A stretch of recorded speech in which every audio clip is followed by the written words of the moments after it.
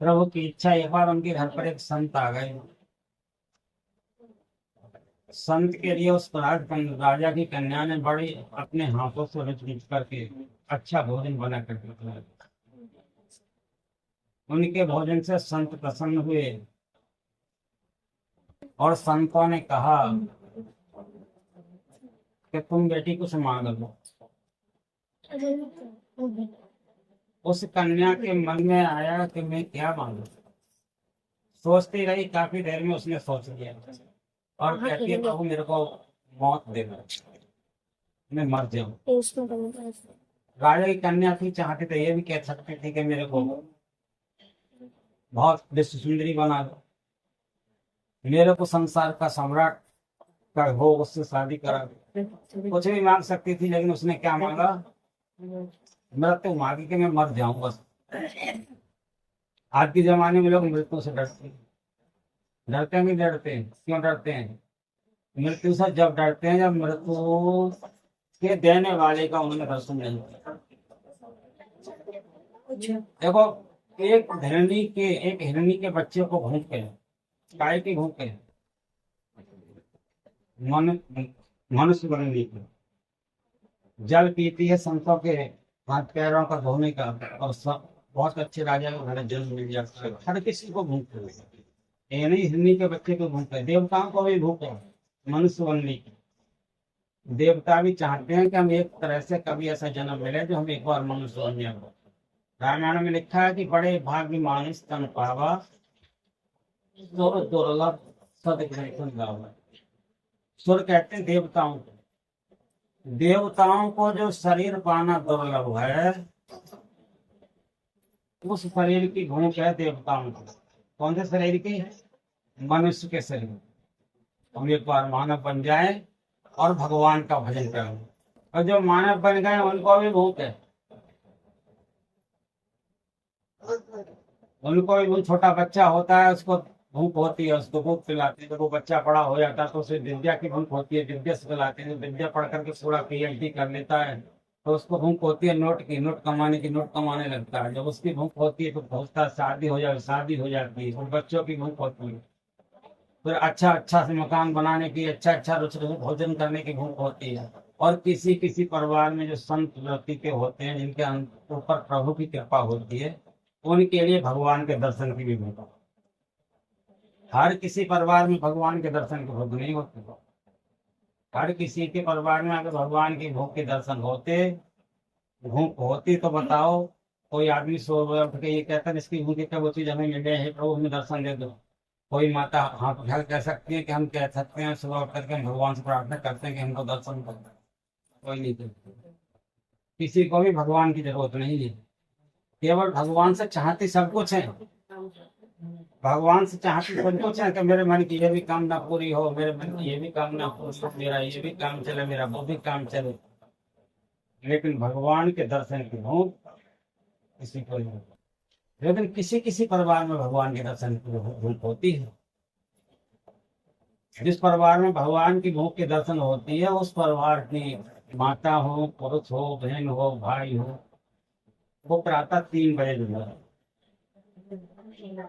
और 3 बजे जग करके अपना स्नान ध्यान करने के बाद में उस परमात्मा से प्रार्थना करते हैं जिस परमात्मा ने ये शरीर बनाया। उस परमात्मा से प्रार्थना करते हैं जिस संसार को जिसने बनाया। उस परमात्मा से प्रार्थना करते हैं जिस सबको सांस देने वाला है। उस परमात्मा से प्रार्थना करते हैं कि हे प्रभु एक बार अपने हमको भी दर्शन दो। और जो भगवान से प्रार्थना करते हैं, भगवान से मिलना चाहते हैं, भगवान उनको मिलते हैं। क्योंकि संसार में अगर कोई सबसे प्रिय वस्तु है, या संसार में कोई देखने लायक है, या संसार में जहां आकर के सबकी भूख समाप्त हो जाती है, ऐसी कोई वस्तु है, या जिसके मिलने के बाद में किसी के मिलने की जरूरत नहीं रहती, ऐसी कोई वस्तु है, जिसके दर्शन के बाद में सब दर्शन अपने आप ही होने लगते हैं, इसकी ऐसी कोई वस्तु है, तो वो केवल परमात्मा है। और वो परमात्मा बिना संत सदगुरु की कृपा के नहीं होता। शब्द बहुत छोटा है। शब्द का नाम है भूख। 2 अक्षर हैं, भू और ख। भू का मतलब होता है पृथ्वी, और खा कहते हैं आकाश को। पृथ्वी से लेके आकाश तक जितने भी जीव जंतु आते हैं, मैं ये कह सकता हूँ सबके लिए। एक को छोड़ो, दो को छोड़ो, पृथ्वी से लेके आकाश तक जो भी आते हैं, चाहे मनुष्य हो, देवता हो, गंधर्व हो, एक चैंटी हो, चैंटी के लिए भी घूम कर आप देखना कभी, चैंटी का दाम, चैंटी भी दाना लेकर के अपने से ज्यादा बचन भजन का लेकर चलती है। वो भी ये चाहती है कि मैं भी अपनी भूख मिटाने के लिए इकट्ठा करूँ। लेकिन हम लोगों को जो सत्संगी हैं, जो परमात्मा के गुरु महाराज के भक्त बन गए, संत मत से जो जुड़ गए हैं, उन लोगों के अंदर भी भूख जागृत हो रही है परमात्मा से मिलने। हर किसी के अंदर नहीं हो सकती जब तक संत की कृपा ना हो। बिन सत्संग विवेक ना होई, राम कृपा बिन सुलभ ना सोई।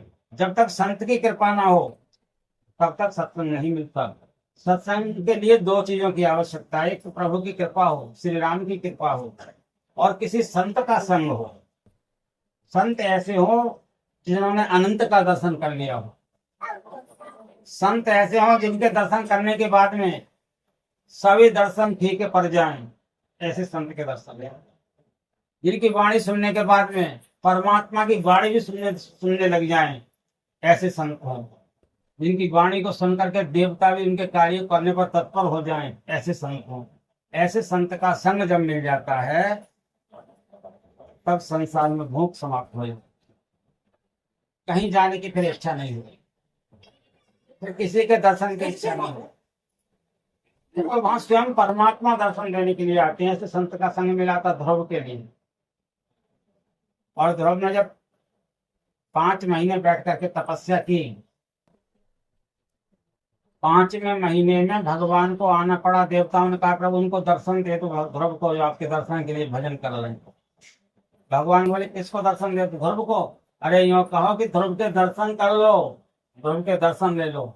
ऐसा मानव संसार में, ऐसा मनुष्य संसार में दुर्लभ है जिसके दर्शन के लिए मैं जाऊँ। भगवान भी वहां स्वयं चल करके दर्शन के लिए आते हैं। ध्रुव को ज्ञान किसने दिया था? नारद ने। नारद जी ने ही मंत्र दिया था। नारद जी ने कहा था कि जाओ मथुरा में एक टीला है, उस पर बैठ करके भजन करना, और ओम नमो भगवते वासुदेवाय मंत्र का जाप करो। ये तो 12 अक्षर का नाम है।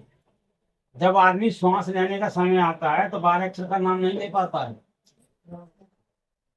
श्वास डिगमगाने लगती है तो नाम भी डिगमगाने लगता है। इसलिए ऐसा नाम है जो श्वास निकल जाए तो नाम निकल जाए, और श्वास आए तो नाम आ जाए। हमारे गुरु महाराज ने जिस नाम को सिद्ध किया, जो प्रत्येक देवता के नाम से जुड़ा हो, जिसमें वेद में और शास्त्र में प्रमाणित नाम हो, जो कई संतों के माध्यम से प्रयोग में लिया गया हो, गुरु नानक देव, गुरु विश्वामित्र, गुरु वशिष्ठ, रविदास, मीराबाई और कबीर साहब, सबने उस नाम के लिए गाया हो, उस नाम के लिए प्रयास किया हो। भगवान कृष्ण उस नाम का प्रयास किया। भगवान कृष्ण कौन थे? तीनों लोगों के मालिक थे कि नहीं थे? तीनों लोगों के मालिक थे। क्या वो कौन सी विद्या उन पर नहीं थी? कौन सी विद्या में कमी थी? फिर भी संदीपन मुनि के आश्रम में 64 दिन उनकी गैयों को चराया। उनके कहने पर लकड़ियों का गट्ठर बांध बांध करके लाए थे, और गौ माता उन्हें कोई 56 भोग खिलाती थी, क्या देती थी खाने के लिए? चना वगैरह। लेकिन एक मुट्ठी चब लेना, भर पेट वो भी नहीं देती थी। एक मुट्ठी चब लेना, 2 मुट्ठी चब लेना, इसी से चब करके अपनी प्यास बुझा लेना। और भगवान कृष्ण उन तीनों लोगों के मालिक होते हुए वही चना चब करके अपना जीवन यापन करते थे, और गुरु के चरण में वे विद्या लेते थे। भगवान कृष्ण ने भी ये साबित कर दिया कि गुरु बिन भवनिधि तरह न कोई, चाहे ब्रंच शंकर सम हो। उन्होंने भी गुरु बनाए, उस गुरु की महिमा को उन्होंने अपने आचरण में ला करके उतारा और संसार को प्रमाणित करके दिखाया। भगवान राम ने गुरु बनाए, एक एक नहीं, 2 2 नहीं, 3 3 गुरु बनाए। हनुमान जी ने स्वयं गुरु बनाए, जिनके नाम लेने से संकट कट जाते हैं। संकट कटे मिटे सब पीरा, जो सुमिरै हनुमत बल। संकट किसके कटते हैं? जो हनुमान जी ने सुमिरा। जो सुमिरै हनुमत बलवीरा, जो हनुमान जी सुमरते थे, अगर वही तुम सुमरोगे तो संकट कट जाएगा और सब पीर मिट जाएगी, ज्ञान हो जाएगा, प्रकाश आ जाएगा, अंधकार मिट जाएगा, और अंधकार मिट जाएगा तो दुख कहाँ रह गया? दुख जितना भी होता है अंधकार में होता है, प्रकाश में कभी दुख नहीं होता। भाई सबरी ने मांगा और सभी ने कहा मेरे को प्राणांत होने का समय, प्रभु आशीर्वाद दो कि मैं मर जाऊं। और सबरी राजा की कन्या थी, मर गई। वो बोल प्रभु इतना ही नहीं, जब मैं मरूं तो किसी नीच जाति में जन्म हुआ, इस जाति से दुनिया घृणा करती हूँ, ऐसे घर में जन्म लूं। और प्रभु मुझे सुंदर मत बनाना, सुंदर बन गई तो मैं पाप का भंडार बन जाऊं। मुझको रूप बना देना, कोई भी मुझे देख करके प्रसन्न ना हो। ऐसा रूप दे देना जिसको देखने से दुनिया घृणा करे, इतनी कृपा कर रही है। बोले तू श्राप मांग रही है कि आशीर्वाद मांग रही है? बोले मेरे लिए तो यही आशीर्वाद है। भगव संत ने कह दिया तथास्तु। और जब वे मर गई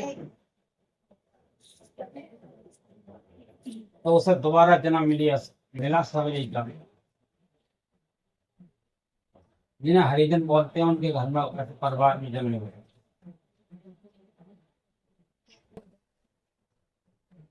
और वह जब कन्या बड़ी हुई तो किसी किसी संत के मुंह से मैंने सुना है तो उसकी शादी के लिए उसके पिता ने 108 बकरे मंगाई थी कटवाने के लिए।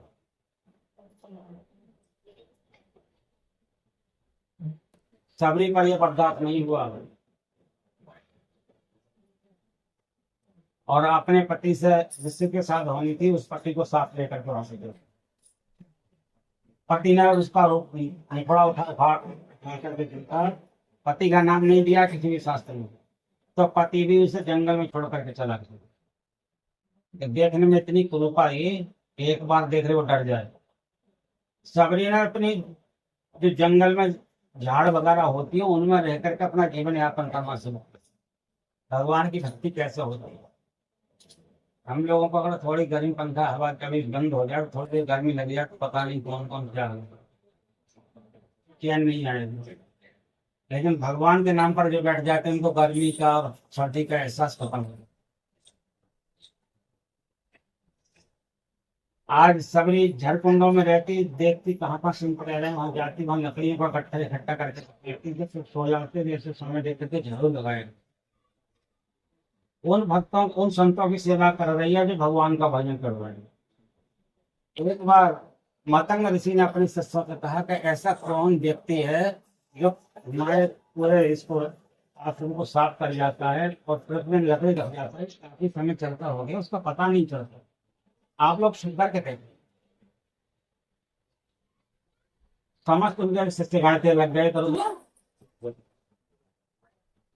और जब रात को सबरी आई, झाड़ू फाड़ू लगाई, लकड़ियों का गट्ठा लगाई, चलने को हुई, उसके पीछे किया ये कहाँ रहती है? तो एक झारखंड में रहती थी।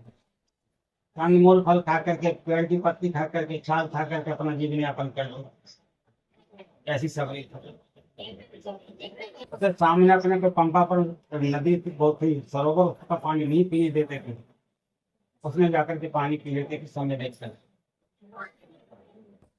संतों के शिष्यों ने बतलाया मतंग ऋषि के,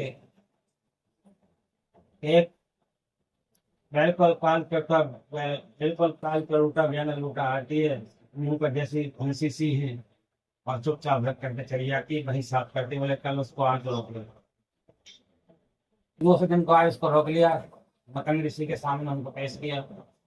मतंग ऋषि ने कहा बेटी अब तुम कहीं नहीं जाओ,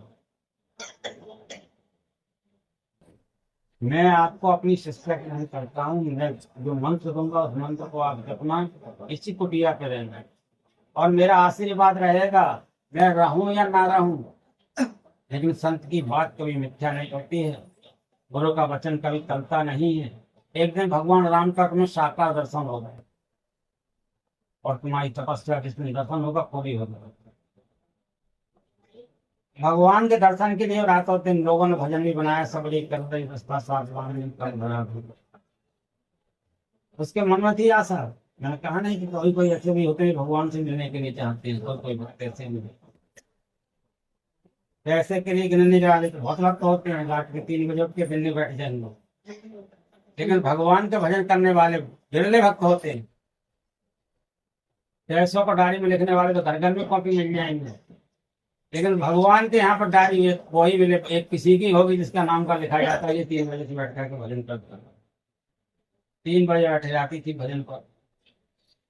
गुरु महाराज का पूरा काम भी करती थी, सेवा भी करती थी, अन्य अन्य आश्रम में जाकर के भी लकड़ियों का गठा बनाती थी, किसी को पता ना चले। लेकिन सबरी कभी किसी की बुराई नहीं करती। सबरी को कोई डांट देता था, सुन करके चली जाती, लौट के कुछ नहीं कहती। कभी भी उन्होंने अपने गुरु महाराज के आगे किसी भी व्यक्ति का बुरा शब्द नहीं कहा, कोई भी द्वेष घृणा वाला शब्द ना कहा, कोई किसी प्रकार का छल कपट वाला कार्य नहीं किया। ऐसी थी सब। और जब भगवान राम आए थे उसके सामने, तो भगवान राम से क्या कह रही है? भगवान राम आश्रम में जब आए हैं तो समय सबरी नहीं है आश्रम में, सबरी गई हुई है फल फूल लेने के लिए, भगवान का भोग लगाने के लिए। क्योंकि सबरी जो भी खाती थी भगवान का भोग लगा के खाती थी। अगर पानी भी पीती थी तो भगवान का भोग लगा के पीती थी। हम भी संत मत के अनुयायी, हम भी भोग लगा के पानी पी सकते हैं। गिलास को लो, आंख बंद करो, यहाँ पर स्मरण करो, हे गुरु महाराज बोल करके पानी को पी लो, भगवान का भोग लगे। जिस गुरु ने तुमको ज्ञान दिया उसी का नाम ले लो, भोग लग गया। भोजन भी इस तरह से हम कर सकते हैं। अगर हम मंत्र नहीं जानते,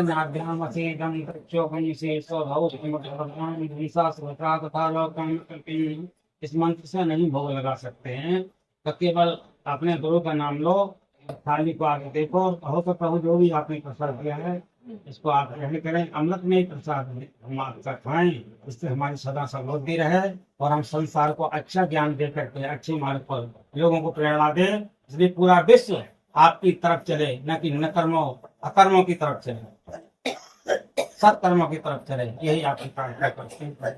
ऐसा ईश्वर का ध्यान करते हुए भगवान का भोग लगाएंगे।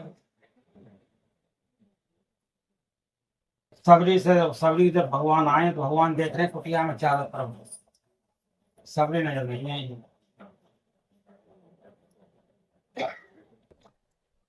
उसी क्षण में सबरी फल लेकर के आ रही है और भगवान राम को देख करके गदगद हो गई है।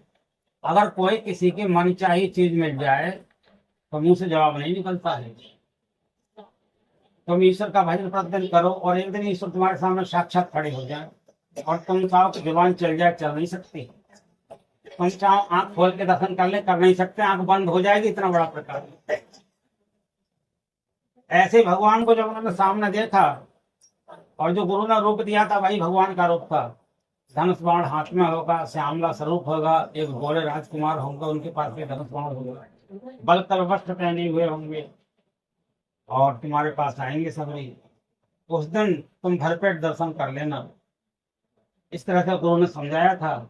जैसे उन्होंने वो चीज गुरु महाराज ने उन्हें दी थी वही सामने प्रकट हुआ, तो सबरी एकदम गिड़गड़ा गई, बोल नहीं पाई। बहुत देर बाद अपने आप को संभाला, फिर सबरी के मुख से निकला, कहे विद अस्तुत करूं तुम्हारी। हे प्रभु दीन बंधु दीनानाथ, जबकि 10,000 वर्ष के बाद में भगवान आए थे, मरने के बाद में 10,000 वर्ष तक भगवान का इंतजार किया था सब। तो मुंह से निकला, कहे विद अस्तुत करूं तुम्हारी, अधम जाति में जड़ में तुम्हारी। जड़ कहते हैं बिल्कुल मूर्ख नहीं, मति यानी मंद जिसकी बुद्धि हो। अधम जाति में जड़ में तुम्हारी, बहुत जाता हूँ तेने में हूँ मैं मति मंद आधारी, दोनों में मैं बेबुद्धि की हूँ, बिल्कुल बेबुद्धि की, जिसकी कोई सीमा न कर सके, बिल्कुल मंद मति है। आज के जमाने में कोई मानेगा अपने को कि मैं अधम जाति हूँ, भगवान का भजन नहीं करती हूँ, मेरी बुद्धि मंद, कोई कहेगा अपने आप को बड़े चालाक बनेंगे सत्य। लेकिन जो भगवान का भजन नहीं करता उसी की बुद्धि मंद है, समझ। वही जड़ है और वही अधम है, क्योंकि हम लोगों को मनुष्य शरीर मिला, इसलिए मैंने शुरू में कहा था जिस शरीर को पाने के लिए देवता तरस रहे हैं, उस शरीर को भगवान ने हमें न मालूम कौन सी कृपा करके ये मनुष्य शरीर दे दिया है।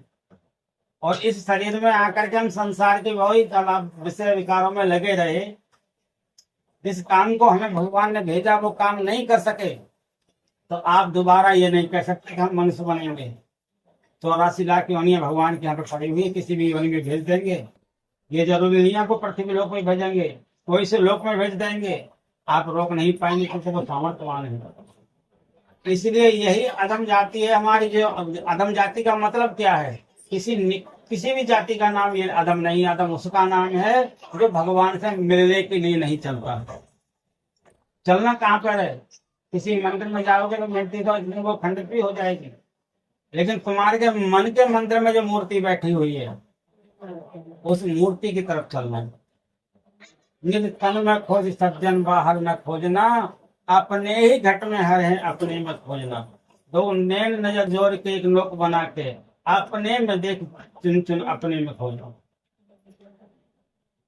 हमें अपने अंदर में देखना है भगवान को, कहीं बाहर नहीं देखना है। जब हम अंदर में देख लेंगे तो वही भगवान हमें दुनिया में नजर आएंगे। मीरा जब द्वारका अयोध्या गई थी तो भगवान की राम की मूर्ति को कृष्ण बना दिया, और तुलसीदास जब इंदिरा बनाए तो उन्होंने कृष्ण की मूर्ति को राम बना दिया। वही पत्थर की मूर्ति राम बन गई। जब तक उन्होंने अंदर में देखा था, बाहर में देखने वाले तो उसको रोज देख रहे हैं मंदिरों में जाकर के, न मूर्ति बदल रही न वो बदल रहे, दोनों में कोई कमी नहीं है देखने में, लेकिन बदलाव कुछ भी नहीं है। क्यों नहीं है बदलाव? कि हमने अंदर में उतर के अपने को जाना ही नहीं, अपने अंदर में देखा ही नहीं भगवान को कभी भी। इसलिए भगवान हमें कहीं भी देख ले कभी भी हमारी पूर्ति हो नहीं सकती। जिस मूर्ति को हम देखेंगे बार बार देखेंगे जाकर के, तब भी हमारा मन कभी भी परिपूर्ण नहीं होगा। और जिस भगवान ने संसार को बनाया उसका एक बार दर्शन कर लेंगे तो मन में पूर्ण शांति आ जाएगी। जिस मूर्ति को तुम देखोगे वो चैतन्य हो जाएगी, जिस पुरुष को चाहोगे वो चैतन्य हो जाएगा, जिस पर तुम कृपा कर दोगे वो चैतन्य हो जाएगा। जब तक हम अंदर में ही नहीं देखेंगे और बाहर में हम भागते करेंगे तो बाहर में कौन सी दिशा में जाना चाहते चले जाओ, पूर्व की दिशा में जाना चाहते चले जाओ। जिंदगी भर चलते रहना पूर्व दिशा में, लेकिन पूर्व दिशा खत्म नहीं होगी, तुम खत्म हो जाओ। चलते रहना पश्चिम दिशा में, पश्चिम दिशा खत्म नहीं होगी, तुम खत्म हो जाओगे। चलते रहना उत्तर दिशा में, पर उत्तर दिशा कभी खत्म नहीं होगी, तुम खत्म हो जाओगे। चलते रहना दक्षिण दिशा में, दक्षिण दिशा कभी खत्म नहीं होगी, तुम खत्म हो जाओगे। और भगवान को तुम अगर लेना चाहोगे, देखना चाहोगे तो अंदर में आ जाओगे। जिस दिन तुम्हारे अंदर में एक पल के भी श्वास रुकेगी, एक पल के भी दोनों आंखों की दृष्टि एक होगी और प्रकाश पैदा होगा, भगवान का दर्शन होगा, भगवान की आवाज भी सुनाई देगी। बिंद ध्यान में नाथ ध्यान में रहिए करत संलग्न हो। गुरु महाराज ने हमारी अपनी वाणी से लिखा है, गुरु महाराज ने स्वयं बिंद ध्यान में नाम ध्यान में। बिंद कहते हैं प्रकाश के लिए और नाद कहते हैं शब्द के लिए। इन दोनों का विधान जो गुरु महाराज देते हैं उस प्रकार से ध्यान कीजिए। रहिए कर संलग्न हो। व्यभिचार चोरी नशा हिंसा झूठ तजना चाहिए। व्यभिचार नहीं करना चाहिए, झूठ नहीं बोलना चाहिए, चोरी नहीं करना चाहिए, नशा किसी भी प्रकार का हो, चाहे बीड़ी का हो, गुटखा हो, तम्बाकू का हो, अहंकार का हो, किसी भी प्रकार का मद अपने पास नहीं रखना चाहिए। तन मद, मन मद, जात मद, विद्या मद, गुण मद, निरे मद है, निरे प्रकार का अहंकार है, किसी प्रकार का नशा हमारे अंदर में नहीं होना चाहिए। जब सब नशाओं को छोड़ देंगे तब हमारे लिए वो बिंद ध्यान का दर्शन होगा, बिंदु का दर्शन होगा, तब हमारे लिए शब्द का दर्शन होगा। जब हम किसी के पकड़ के चलेंगे तो हमें कुछ नहीं मिलेगा। और जब हम ध्यान करेंगे तो एक दिन ऐसा समय आ ही जाता है, मंजिल पर चलते चलते चलते चलते एक दिन आदमी वहां पहुंच ही जाता है जहाँ जाना चाहता है। इसलिए भगवान का भजन करते करते करते करते एक दिन वो आ जाता है तो भगवान उसको दिखलाई देने लगता है। एकदम तो किसी को प्रधानमंत्री से आदमी एक दिन में नहीं मिल सकता, हजारों प्रधानमंत्रियों को बनाने वाला उससे कैसे मिल लेगा एकदम? हजारों लोगों को एक बार में सांस देने वाला, हजारों को गिनती छोड़ो, अनंत जीवात्मा अनंत है। परमात्मा की हाथी सबकी श्वास आ रही है और जिसकी वो श्वास रोक लेता है। शरीर तो होता है, नाक भी होती है, मुंह भी होता है, आंख भी होती है, कान भी होता है, पैर भी होते हैं, हाथ भी होते हैं, सब शरीर का अंग जैसा का वैसा होता है। लेकिन श्वास भी, हवा भी चल रही होती है लेकिन उसको श्वास नहीं आती है। उसको वो क्या बोलते हैं? मृतक शरीर। जिसकी श्वास वो रोक लेता है उसको श्वास नहीं आती। इतना सामर्थ्यवान भी है परमात्मा। तो उस परमात्मा के लिए जब हम चाहें कि एकदम दर्शन कर ले, ऐसा नहीं होगा। पहले तो हम अपने पापों को मिटाना पड़ेगा। अपने पापों को मिटाने का मतलब है, जब हम बिंदु जी का दर्शन होगा उसी समय में हमारा पाप संसार में किए हुए जन्मादित जन्मों का पाप एक बार में भी नष्ट हो जाए, जिस समय बिंदु का दर्शन होगा। लेकिन दोनों दृष्टियों को योग करके देखना पड़ेगा। 12 अंगुल की दूरी से अपना ध्यान लगाना पड़ेगा। तुरंत में ध्यान लगाओगे, आंखों में दर्द होगा, आंखों की पुतली घूम जाएंगी, सीधा सीधा ध्यान होता है। ऐसा जब ध्यान प्रारंभ होगा तब वहां पर बिंदु का प्रकाश होगा। बिंदु के बाद में प्रकाश आगे चमकेगा। उस प्रकाश के बाद में शब्द का पैदा होगा। जैसे बिजली चमकती है और बिजली के चमकने के बाद में गड़गड़ाहट की आवाज होती कि नहीं होती है, तुरंत ही शब्द मिलेगा। शब्द वो कहां से आ रहा होगा? जहां से परमात्मा तुम्हारे शरीर में बैठा हुआ है, जिससे ये शरीर का प्रत्यंग चल रहा है। अगर पैर पर चींटी चढ़ जाए तो पता चल जाएगी तुमको। कैसे चल जाएगी? तुम्हारे अंदर वो शक्ति परमात्मा ने दी है। और इसी शरीर को जब जलाते तो पता नहीं चलती, तब वो शक्ति कहाँ चली जाती है, उस परमात्मा अपने पास ले लेता है। इसलिए परमात्मा देख लेता है कि ये आदमी क्या कर्म कर रहा है। अगर तुमने किसी को काटा है तो ये शरीर तो यहाँ रहेगा। गरुड़ पुराण में लिखा हुआ है, तुम्हारे शरीर को यातना शरीर दिया जाएगा, वो आगे से लेकर के तुमको काटेगा, तुमसे एवज देगा। जहां जहां तुम जैसे जैसे जिसको धोखा दिया वो आदमी वैसे नीचे वहां ऊपर एवज देगा। ये शरीर के नीचे पड़ा होगा, ऊपर दिया जाता है एवज। 24 घंटे के अंदर एक बार यमराज ले जाता है। यमराज लोक में पहुंचती है आत्मा। 24 घंटे के अंदर जो प्राणी मरता है तो 24 घंटे के अंदर अंदर यमराज के यहाँ पर ये आत्मा जाती है। वहां जाकर के चित्रगुप्त होता है और तुरंत उसकी लिस्ट को खोल देता है। और जितने उसने जीवन में कर्म किए होते हैं तुरंत उनका हिसाब किताब 24 घंटे के अंदर हो जाता है। अब और ये भी निश्चित कर दी जाती है कि तेरे को अब ये आत्मा शुरू होंगी, देख लो। लेकिन हम 13 दिन के लिए तेरे को और हम आरक्षण दे रहे हैं, छूट दे रहे हैं। तेरे घर वाले तेरे पापा को मिटाने की क्या कर्म कर रहे हैं, जा करके देख ले। जिनके लिए तू झूठ बोला, जिनके लिए तूने दुनिया का उल्टा सीधा कर्म किया, चोरी किया, अपशब्द बोला, दुनिया का ला ला करके धम दिया, आज 13 दिन की हम तेरे को छूट दे रहे हैं। गरुड़ पुराण में लिखा हुआ है। 13 दिन तो देख रहे जाकर के अपने घर पे। तो कभी वो दाएं खड़े होता है प्राणी, कभी बाएं खड़े होता है, कभी चौकी में जाकर देखता है, उनके हृदय की आंखों की तरफ देखता है, उनके हृदय में प्रवेश करता है कि कहीं मेरा नाम ले रहे हैं कि नहीं ले रहे हैं। वो आत्मा बार बार टटोल टटोल करके एक एक जीवात्मा अपने परिवार के लोगों को देखता है और निहोरे करता है हाथ जोड़ करके, लेकिन देख कोई नहीं सकता। तो कुछ मेरे लिए कर दो, मेरा भी उद्धार हो जाए, कुछ मेरे लिए कर दो, मेरा भी उद्धार हो जाए। और जब यहाँ के तो जीवात्मा इतने चित्र चालाक हैं, पंडित जी से पूछते हैं दोनों यदि सही करवा दो। 13 भी और बरसी भी उन्होंने इतने दिन पाल करके सब कुछ किया, वो एक दिन छुटना चाह रहे हैं। बताइए एक दिन बरसी लग जाएगी। लेकिन यहाँ के तो वैसे आदमी हो गए हैं, जो लोग अमेरिका पहुंच गए उन्होंने तो अब यहाँ पर ऐसे भी पंडित लोगों ने बना दिया है कि तुम लिस्ट भेज दो इतने नोटक बना करके और तुम्हारा काम तुम्हारे नाम से संकल्प करा के सब हो जाएगा। अब तो उन्हें आने की भी जरूरत नहीं है। अमेरिका से बस नोट आ जाते हैं और पंडित जी उनका नाम लेकर संकल्प कर देते हैं और तैयारी कर देते हैं, बरसी कर देते हैं, सब काम हो गया। बेटा वहां बैठा हुआ है जिसके लिए उन्होंने सब कुछ किया था, अंश वहां बैठा हुआ है और बेदार वही सब कर्म कर रहा है नोट के लिए। ये अब संस्कार हो गए, संस्कार रहा है। इससे क्या उस प्रेत आत्मा को शांति मिलेगा? यथावत काम होना चाहिए।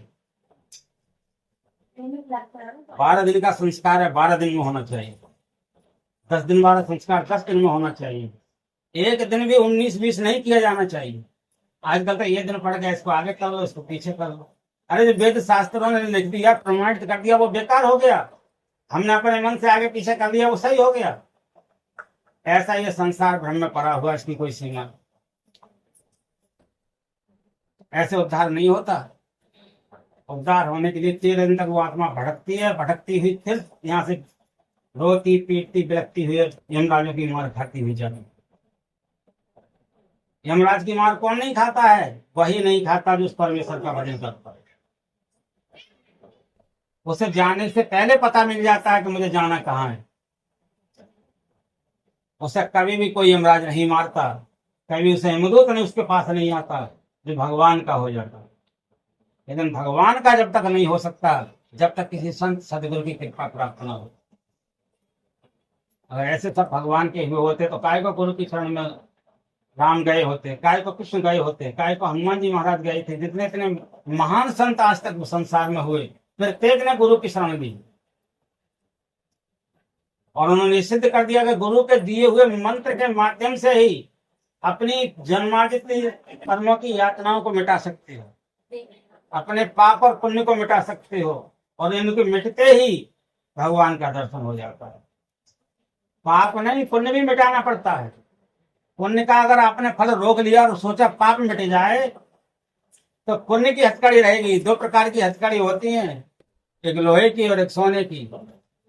लोहे की पड़ो या सोने की, जंजीर तो दोनों ही में बंधी जाती है। इन दोनों से मुक्त होने के लिए हमें गुरु की शरण चाहिए, और वही सबरी ने भगवान से कहा था। भगवान ने अपने पास कुछ, सबरी ने कुछ भी अपने पास नहीं रखा था। सबरी ने तो अपने आप को समर्पण कर दिया था भगवान के लिए, और सबरी ने बोल दिया कि प्रभु मैं कुछ नहीं हूं। हमारे गुरु महाराज भी कहते सब कुछ समर्पण कर गुरु की सेवा करनी चाहिए। सब कुछ समर्पण कर देना चाहिए गुरु के सामने। तुम अपने सोच रहे हो कि हमने अपने आप को समर्पण कर दिया, दीक्षा ले ली, बहुत बड़ा एहसान कर दिया। गुरु महाराज कभी किसी से कुछ नहीं लेते हैं, ना धन लेते हैं, ना उन्हें कुछ सुख शांति आपसे चाहिए ही नहीं। कि जिसके अंदर में खुशी का खजाना, आनंद का खजाना भरा हुआ है, उसे संसार के आनंद की जरूरत ही नहीं पड़ती। संसार के आनंद को भिखारी लोग मांगते हैं, भिखारी भगवान के भक्त हो नहीं सकते। भिखारी तो भीख मांगने वाले को कहा जाता है, दल दल जाता है। जो एक बार भगवान के दरबार में भीख मांग लेता है, उसे दुनिया से अगर भीख मांगनी नहीं पड़ती, वो दुनिया को देने वाला बन जाता है। दुनिया उसके आगे हाथ फैलाती है, उसके आगे प्रार्थना करती है, और जिसकी तरफ वो देख लेता है उसी का कल्याण होता चला जाता है। जिसकी बात सुन लेता है उसका कल्याण होने लगता है, जिसका अन्न खा लेता है उसका कल्याण होने लगता है। ऐसा मुंह से कुछ चमत्कार दिखाने की जरूरत नहीं है। चमत्कार वो लोग दिखलाते हैं जो तुच्छ है। भगवान जब संसार में बताओ ऐसा कौन सा कर है जहाँ भगवान नहीं है? है तो कोई दुनिया में ऐसा कर, ऐसा कोई इंसान है जो भगवान के द्वारा नहीं बनाया गया है? ऐसा कोई जीव है जो बिना भगवान के जी रहा है? ऐसे भगवान जो कभी अपनी चमत्कारी को दिखला ही नहीं रहे हैं। चमत्कारी कौन दिखलाएगा? कोई छोटा मोटा आदमी होगा। भगवान को कहाँ चमत्कारी दिखाने की जरूरत है? पूरा संसार तो उसके द्वारा बना हुआ है। हर जगह भगवान समाया हुआ है, हर एक के अंदर भगवान है, और सब भगवान के अंदर में। ये पूरा प्रकृति है ना, ये प्रकृति किनकी गोद में है? हम लोग किसकी गोद में? प्रकृति के। और प्रकृति किसकी गोद में है? परमात्मा की। पूरे चाहे पाताल की हो, आकाश की हो, किसी भी लोक की हो, सब ब्रह्मांड का जो रूप है भगवान की गोद में है, और उसके भगवान मालिक है। सबका निगरानी कर रहे हैं, सबको देख रहे हैं। किसी भी लोक में कोई भी आत्मा है, सबका निगरानी कर रहे हैं, सबको देख रहे हैं, सबके कर्मों का हिसाब भी चुकता कर रहे हैं। ऐसे परमात्मा के आगे शरणागति हो जाना अच्छा है। इसलिए गुरु महाराज ने कहा सबको समर्पण कर गुरु की सेवा करनी चाहिए। सबको समर्पण करके गुरु के दिए हुए नाम का मंत्र का जाप करते रहना चाहिए। चाहे खाना बनाते समय में, चाहे रोटी खाते समय में, स्नान करते समय में, झाड़ू लगाते समय में, उस मंत्र का जाप करते रहना। तो सब कुछ समर्पण हो गया है। करते सब कर्म रहो। ये नहीं गुरु महाराज ये कहेंगे घर छोड़ करके जंगल में चले जाओ। जो कर्म करते रहो, लेकिन भगवान का नाम लेते रहो। प्रातः काल उठ करके जरूर ब्रह्म रूप में भजन करो, और एक बार भगवान से जरूर कहो कि हे प्रभु तुमने मुझे बनाया, मैं तुम्हारा दर्शन करना चाहता हूँ। एक बार मुझे तुम्हारा दर्शन हो गया तो बार बार मुझे नरक की योनियों में नहीं भटकना पड़ेगा। ये बच्चों लेके जाओ, बार बार मुझे पुनरप मरणम, पुनरप जन्मम, पुनरप जठनी सैनम, बार बार मुझे मरना जन्मना नहीं पड़ेगा। एक बार तुम्हारा दर्शन हो गया मैं आपकी गोद में हो जाऊंगा और आपका हो जाऊंगा, आप मेरे हो जाऊंगा। जब भगवान का कोई हो जाएगा तो उसे कोई मारेगा? उसे कोई दुख मिलेगा? न इस लोक में मिलेगा न परलोक में मिलेगा। ये लोक भी आनंद से व्यतीत होगा। इस लोक में ऐसा कोई सुख नहीं जो तुम्हें नहीं मिलेगा। इस लोक में ऐसा कोई स्वाद नहीं जो तुम्हें नहीं मिलेगा। जिसको तुम चाहोगे वही मिलेगा, और वह लोग तुम्हारा तैयार हो जाएगा। जैसा कोई राजा का बेटा हो, तो राजा की गद्दी का मालिक कौन होता है? राजा का बेटा। अब कोई भगवान का बेटा जब बन जाएगा, भगवान का भजन करेगा, तो भगवान की शक्ति का मालिक कौन होगा? भगवान की बोधि का मालिक कौन होगा? भगवान की संपूर्ण संपदा का मालिक कौन होगा? भगवान का बेटा, वही भगवान हो जाएगा। इसलिए गोस्वामी तो स्वयं रामायण में लिखा कि जानत तुम्हें तुम्हें ही हो जाए, जो जाने सो देव जनाई। एक बार भगवान को देखने के बाद में मनुष्य देखने में दिखलाई देता है, लेकिन भगवान स्वरूप ही है। कहीं भी सत्संग प्रवचन में जाओ तो ये मत सोचा कि हमें कोई प्रवचन सुना रहा है। ये सोच लो कि भगवान के अंदर की श्वास आकर के भगवान कह रहे, वो श्वास भगवान, वो श्वास के अंदर भगवान ही हमसे बोल रहे हैं, और हमें भगवान की बात को मानना चाहिए। अगर तुमने सोचा कि मनुष्य कोई सुना करके चला गया, तो तुम्हारा बुद्धि कभी भी परिवर्तन नहीं होगा, तुम्हारा जीवन में कभी भी सुधार नहीं होगा। न कभी दिन बदलेंगे, न कभी दुख मिटेंगे, वही आपदाएं हर वक्त दिखलाई देती रहेंगी। क्योंकि तुमने तो भगवान का वचन माना ही नहीं था, साधारण व्यक्ति का वचन मान लिया है। तो साधारण सब साधारण काम ऐसे ही होते हैं। इसलिए सोचो कि हमें भगवान जो श्वास दे रहे हैं, उस श्वास के माध्यम से सुन रहे हैं, भगवान ही हमको सुना रहे हैं हमारे जीवन का कल्याण करने के। ये सबसे बड़ी भूख है हम लोगों को भी, इस ब्रह्मांड में भगवान की मिलने की।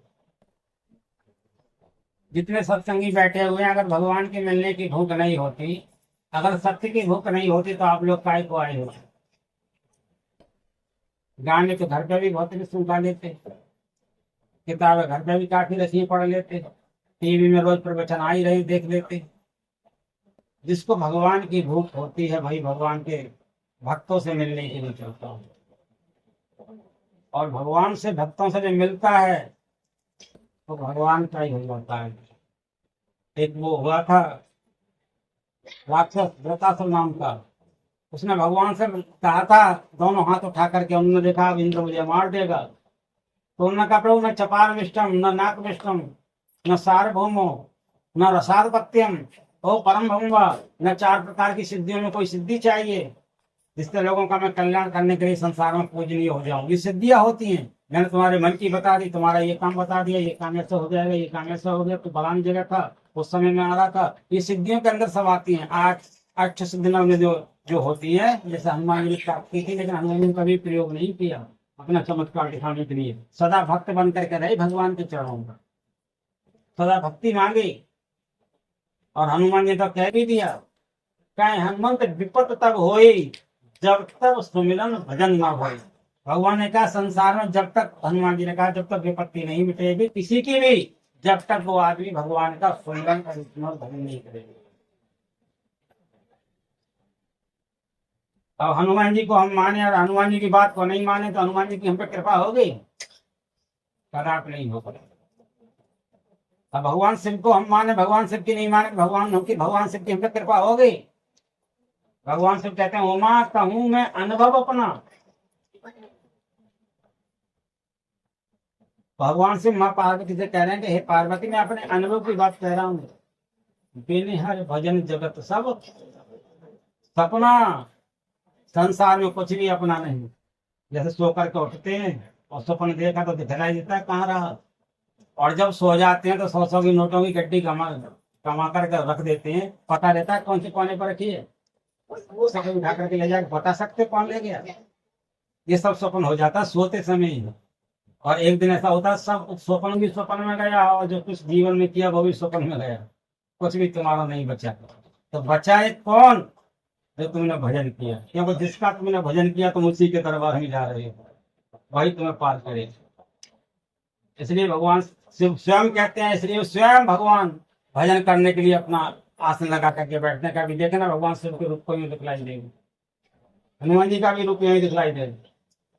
सीधी गर्दन होगी, सीधे कमर होगी, दोनों हाथ गोदी में होंगे, बाएं पैर नीचे होगा, सीधा पैर ऊपर होगा, बायां हाथ नीचे होगा, सीधा हाथ ऊपर होगा, और बैठे हुए दिखलाई देनी, आंखें बंद की है, दोनों दृष्टियों को एक करके देख रहे होंगे उस भगवान की लीला।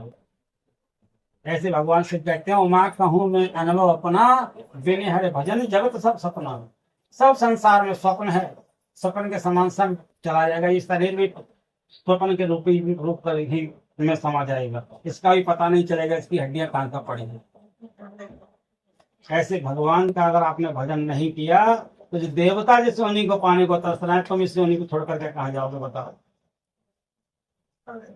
कोई किसी से पूछ गैया मैया की पूजा करते हैं, आप सब लोग करते हैं कि नहीं करते हैं? हाथ उठा के बताना कि कितने लोग गैया को मानते हैं। सब मानते हैं, अच्छी बात है। अब ये आप हाथ उठा के बताना कि दो मर करके गैया कौन कौन बनना चाहते हैं, हाथ उठाना। मर करके गैया कौन कौन बनना चाहते हो? कोई नहीं मान पाता है। तो इसका मतलब गैया की योनि भी हमको पसंद नहीं है, उसको भी बांध के डाल देंगे और जब पानी पिलाएंगे तभी पिएगी, जब खिलाएंगे तभी खाएगी। वो भी बेचारी उसमें बंधन में पड़ी हुई और हम अभी उठ करके खाने लग जाएंगे, पानी पीने लग जाएंगे, इधर भी जा सकते हैं और भगवान का भजन कर सकते हैं, गैया भजन भी नहीं कर सकते। इसलिए ये योनि हमें इस समय में मिली हुई है। इस योनि को ये मत सोच लेना कि पंडित जी हमें ऐसी समझा के चले, गंभीरता से अपने दिल में उतारना। जब हम गैया की योनि पसंद नहीं जो सब मानते हैं, तो फिर किसकी योनि पसंद होगी? भैंस की तो बिल्कुल भी ना होगी। इसलिए दोबारा मनुष्य तो बन जाए, कम से कम ऐसा कर्म तो करके चले। मनुष्य बनने की इच्छा है कि नहीं है दोबारा? अगर है तो जब भी बनोगे तो भगवान का भजन करोगे। जो संत लोग बतलाते हैं, जो शास्त्रों में प्रमाणित है, उस हिसाब से भजन होगा। किसी गुरु की शरण में जाकर के हमें मंत्र लेना पड़ेगा, जिसको सिद्ध करके भगवान को उन्होंने प्रत्यक्ष किया है, और वही तुम्हें प्रत्यक्ष करने की सामर्थ्य रखते हैं। जब उनके दिए हुए नाम से भजन करोगे तो इस लोक में भी समस्त प्रकार के दुख मिटेंगे, सुख मिलेगा, ये लिख के रख लो। और परलोक भी अच्छा बनेगा और मरने से पहले भगवान का दर्शन हो जाएगा। जीवित काटे कर्म सब जीवित मुक्त हो, जादू दयाल जी ने कहा है। जीवित काटे कर्म सब जीवित मुक्त होए, जीवित जग पथ से मिले जीवित आत्म राम, और जीवित दर्शन देखिए जादू मन विश्राम। इतना सुंदर हम लोगों को ये मनुष्य योनि है, तो इस योनि में हम दर्शन कर सकते हैं भगवान को मनुष्य योनि। अच्छा, अन्य कोई योनि है इसमें आकर के हमको भजन करने का मौका मिल जाए? किसी की नहीं, हम इसमें सत्संग में जाने को मिल जाए, जिसमें दान पुण्य करने का मौका मिल जाए, कोई भी ऐसी योनि हो 84 लाख में? कोई योनि नहीं। 33 कोटि देवताओं को ऐसी योनि हो? कोई भी योनि नहीं। इसलिए मनुष्य की एक योनि हमको मिल गई है, इस योनि को हम संभाल लें। और ये योनि हमसे चली गई किसी प्रकार से, शरीर हमसे छूट गया और हमने भजन की नींव नहीं डाली, तो पता नहीं हमें किस किस योनि में भटकना पड़ेगा। 2.25 लाख करोड़ वर्ष 84 लाख योनियों में जन्म लेना पड़ेगा। 2.25 लाख करोड़ वर्ष, तब कहीं जा करके मनुष्य योनि प्राप्त होगा। वो भी न जाने किस गुण पर जाकर तो जीत जाए, तब हमको मनुष्य योनि भेजे। एक एक योनि में बताओ किसमें ऐसी है। और छिपकली बन जाएगा तो भजन कर पाएगा आदमी, मच्छर बन जाएगा तो भजन कर पाएगा, नाली का कीड़ा बन जाएगा तो भजन कर पाएगा। भजन इसी योनि में होगा, भगवान से इसी योनि में मिला जाएगा। इसलिए मनुष्य योनि पा ही ना जे परलोक समारा, इस शरीर को पा करके जिसने परलोक नहीं समाया, समला उस पर कुछ नहीं हुआ संसार में, समझ लो। कितने भी वेद पढ़ ले, कितने भी पुराण पढ़ ले, कितने भी कथा कर ले, कितने भी नोट इकट्ठे कर ले, कितनी भी बिल्डिंग बनवा ले, कितना भी राज्य कर ले, लेकिन कुछ भी नहीं। पाहे न जे परलोक समारा, साधन धाम मोक्ष का द्वारा। ये शरीर साधन का धाम है, मोक्ष का द्वार है। तो परित्र दुख पावही, सिर धुन धुन पछताए, काले कर्मे ईश्वर मिथ्या दोष लगा। वही पछताएंगे जो अपने गुरुजनों की बात को नहीं मानेंगे, जो भजन नहीं। जब यमदूत सामने आ जाता तो घूस नहीं लेता, 1 रुपया भी नहीं देगा। तुम्हारा कितनी गड्डी दिखाना, मिट्टी के तो ले उसकी गड्डियां, और जब डाल देगा फंदा, अब निकाल लेगा साइड में तुम्हारा प्राण और बांध करके ले जाएगा खींचता हुआ। बहतानी नदी आती है, उसमें गोते खिलाएगा, जो मर्जिया से कीड़ा बनाएगा, जो मर्जिया जंतु बनाएगा, उसमें पानी नहीं होता, उसमें पीप होता है, निकृष्ट निकृष्ट पदार्थ होता है, जिसमें जाकर के आत्मा को गोते खाने पड़ता है। उस 84 लाख से, उस बेहतरीन नदी से बचना है तो भगवान का भजन करना है। यही संतों की प्रेरणा है, यही शास्त्रों की प्रेरणा है, यही वेदों की प्रेरणा है, यही उपनिषदों की प्रेरणा है। जब तक हम जीवन में भजन नहीं करेंगे, हमें वहां भज के चलना है जहां जाकर के दोबारा जन्म ना हो, इसीलिए उसका नाम भजन है। क्योंकि मनुष्य के आत्मा के पेट में और किसी माँ के पेट में जाकर के किसी प्राणी को सुख मिला है सिवा रोने के अलावा? जब मनुष्य रूप में अगर पेट में भी मनुष्य आता है तो कहाँ आकर के टिकता है?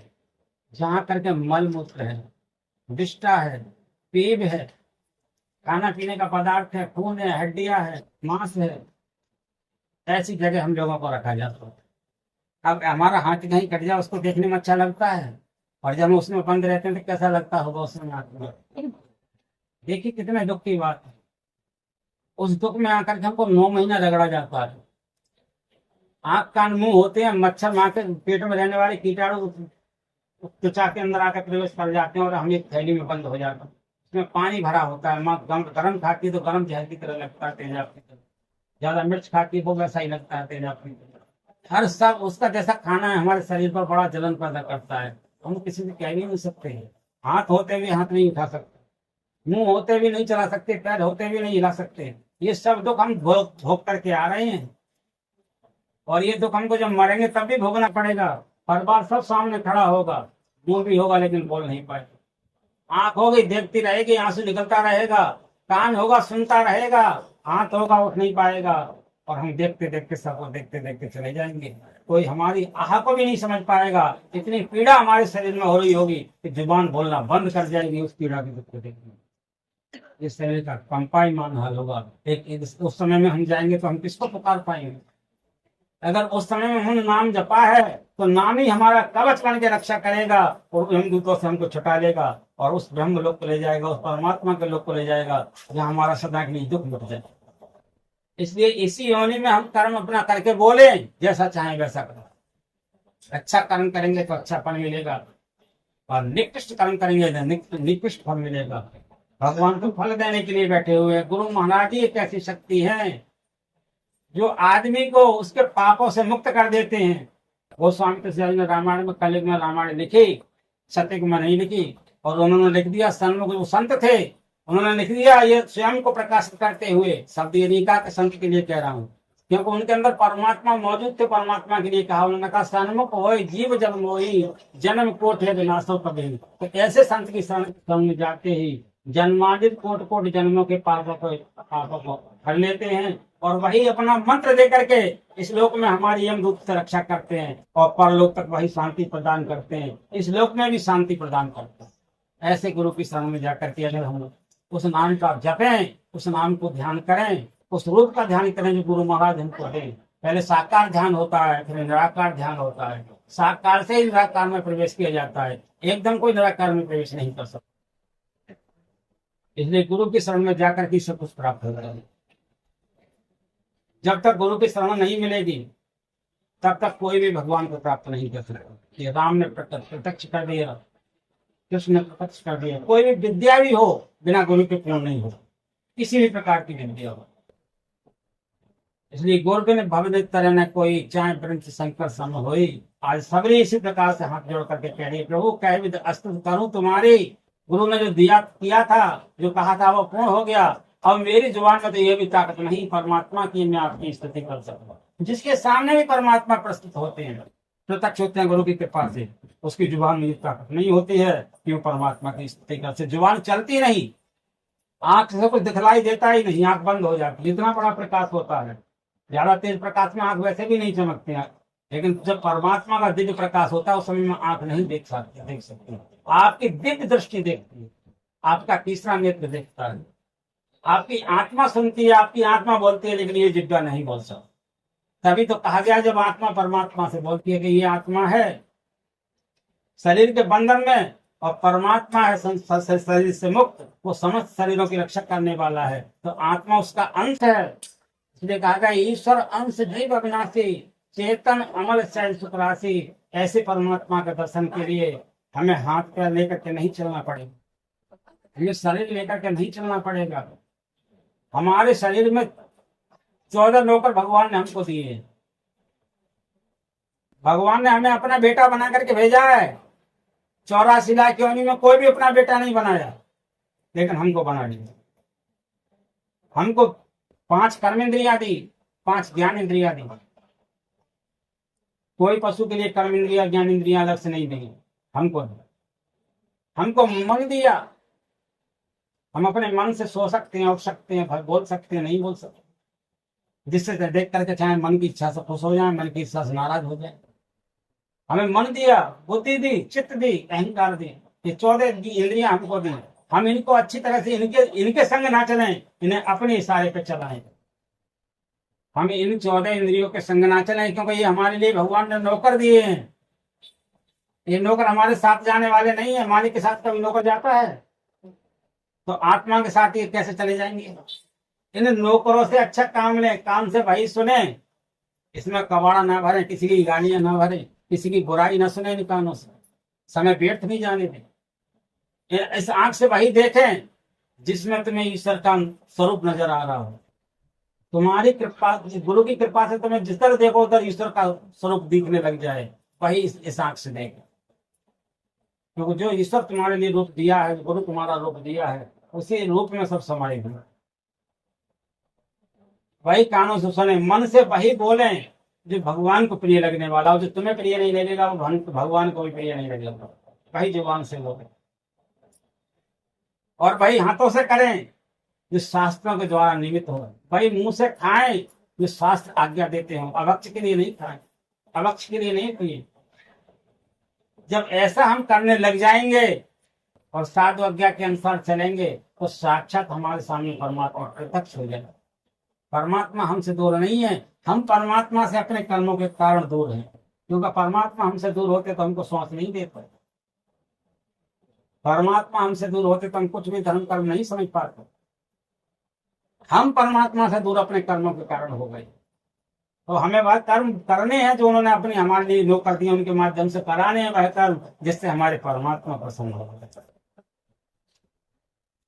इसीलिए सभी ने कहा जात, उन्होंने कहा जात, भगवान ने कहा मैं जात पात को नहीं मानता, 10 चीजों को मैं नहीं मानता हूँ। भगवान राम कह रहे हैं, बोले क्या चीज है?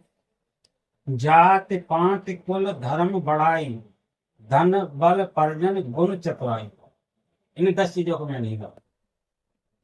अरे सबरी तो क्या कह रही है? जात पात को धर्म बड़ाई मैं नहीं मानता इन चीजों को। फिर क्या मानते हो प्रभु? मानो एक भगत कर नाता, सुन भामन मेरी कर बात।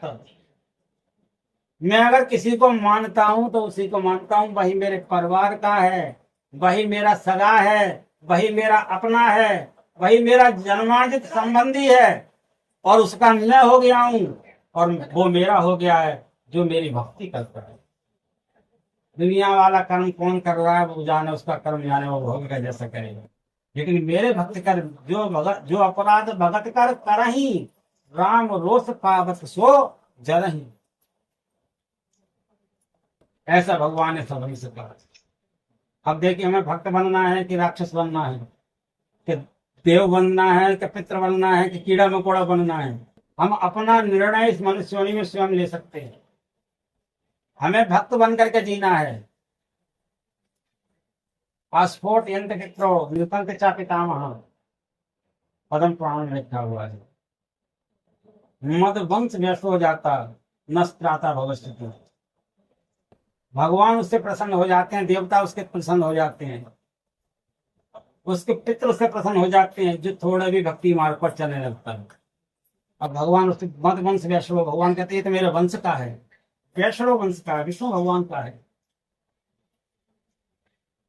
नष्टाता भविष्य, उसके जन्मों के पापों को नाश कर देते हैं। इसलिए किसके करते हैं? जो भगवान का हो जाता है। भगवान ने कह दिया सुने भामन मेरी कृपाता, मानो एक भगत करना। प्रेम से बोलो श्री सतगुरु महाराज। एक भजन सुनाओ, इसके बाद स्तुति गिनती। आप लोगों को सत्संग कैसा लगता है?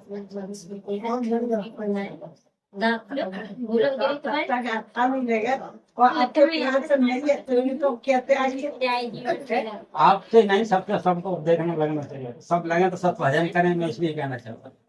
इसको बंद कर दो, इसको बंद कर दो, इसको बंद कर दो, फिर